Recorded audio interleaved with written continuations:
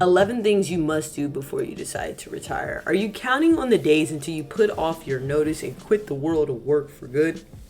Before giving up on a paycheck, it's best to make sure you can truly support yourself without an employer's income. If you recognize yourself in some of the 11 signs I present to you, maybe it's time for you to think about retirement. Not sure if you had enough kidneys to retire. If you could check off some of the items in the list below, chances are you are ready to do so. Keep in mind that presenting your retirement plan to a financial advisor is always a good idea. The latter will be able to adjust to several different scenarios for you. While it can be difficult to make this assessment, watch out for these 11 signs that it's a good time for you to retire. Before we get started, please let us know in the comments below where you plan to vacation when you retire. Hit the like button, sub button, bell button.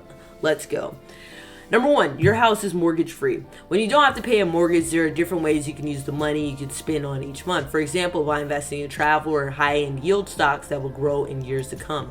Having a mortgage-free home also gives you a financial safety net. Indeed, if you not run out of cash, you can always rent a part of your house and benefit from the rental income, move to a similar house and live off the profit from the sale, or take out a reverse mortgage, but watch out for high fees and strict rules. 2, you benefit from a pension plan from your employer. About 32% of Canadians, for example, have a retirement plan for your employer.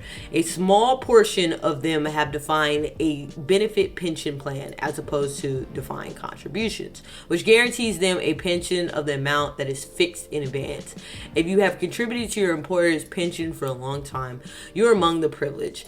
This income is in addition to various government programs for retirees. Number 3, you have $700,000 or more in savings. Whoo! It sounds like a no-brainer, but I've included this point nonetheless, as many people believe that they must raise at least $1 million before they retire, but most of us don't. In fact, middle-class couple will need around $625,000 in savings to secure a comfortable retirement.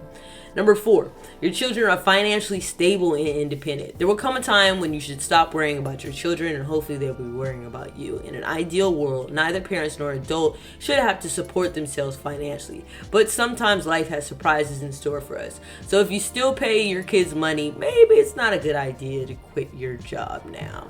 Number 5, you have a tested and realistic retirement budget. According to the recent study by BMO, a retiree spends about $2,400 a month, which is $668 in housing. They try to live with that amount for 6 months, and at the end of this period, you are not scratching the funds, or better yet, you have managed to generate surpluses at the end of each month. You're probably ready for retirement. 6, you can survive a market downturn. Young investors welcome market downturns with open arms because they offer good opportunities for business with long-term growth. Retirees, on the other hand, need access to their money now and cannot afford the luxury of waiting for their investments to bounce back. Talk to your financial advisor to make sure you have the best strategy to face a bear market. 7, you have several sources of income. A part-time job or freelance career, renting an apartment are all the sources of income that can help you overcome a possible cash flow problem. The ability to tap into different earnings can make the difference between a stressful retirement and a worry-free retirement. The trick, of course, is to manage that income efficiently so that it has little impact on your taxes as possible. Number 8, all your friends are retired. Are you one of your friends who's still working? Ask yourself why. Is it out of the need for money or more of an emotional reason? Deciding whether or not to stay at work is less important than being honest with yourself and knowing your reasons. 9, your work affects your health. According to Angus Reid poll, less than half of retirees retire when they plan to do so. The others retired earlier, 48% or 6% than expected, but for reasons beyond their control. The truth is we are not in control of how we age. There's no shame in changing your plans to ensure a longer and healthier retirement. Number 10, you have Social Security claim strategy. Social Security benefits work with your savings to support you. These can be claimed as early as 62, but you don't necessarily want to file them so young. Before we leave work, make sure you understand how Social Security benefits are calculated, as well as the impact of filing for benefits on time, claiming them early or applying late. You can log into your My Social Security account to see what your benefits would be at different ages to help you make that choice. Once you've decided on your claim strategy, you can decide whether you should wait any longer to retire in order to claim that desired age. Number 11, you understand the tax rules. Finally, you need to know how you'll be taxed as a retiree so you can see how much income you will have left and if the move is worth it. Some states have more favorable tax rules for seniors than others. So find out what local and federal state taxes you'll be responsible for. Then choose whether you'll spend your final years and see if you have enough after-tax income to fund your retirement. By taking these steps, you will hopefully confirm that you're truly ready to retire and that you won't find yourself facing financial regret after giving notice. One last thing. Are you planning to retire soon? Do you know that depending on your situation, it may be worthwhile to stop your activity and start or at the end of the year? I'll explain why. The more you delay the date of your retirement, the higher the amount will be. Based on this observation, we can delay the date of his retirement indefinitely. And if the object sought to maximize the amount of a retirement was true, but even if this is not the objective pursued, it may nevertheless be wise to postpone the date of the departure by a few months, which doesn't necessarily mean you have to keep working into the end. It is possible to quit well before the date of liquidation of your retirement by using your annual leave as well as the days entered in the time savings account. You can also work an extra month to gain a quarter.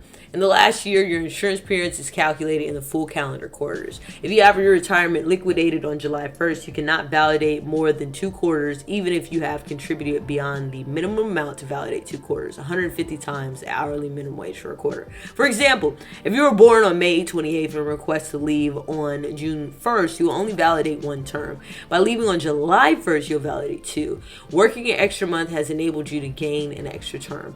This can allow you to reduce your discount or even cancel it if you do not have the number required for the quarters to benefit from a full pension, or conversely to benefit from a premium if you have already reached this famous sesame. And at the end of the year, if you improve your average annual salary, including your average annual salary income, the average of your 25 best years, the year of your retirement salary part is not taken into account.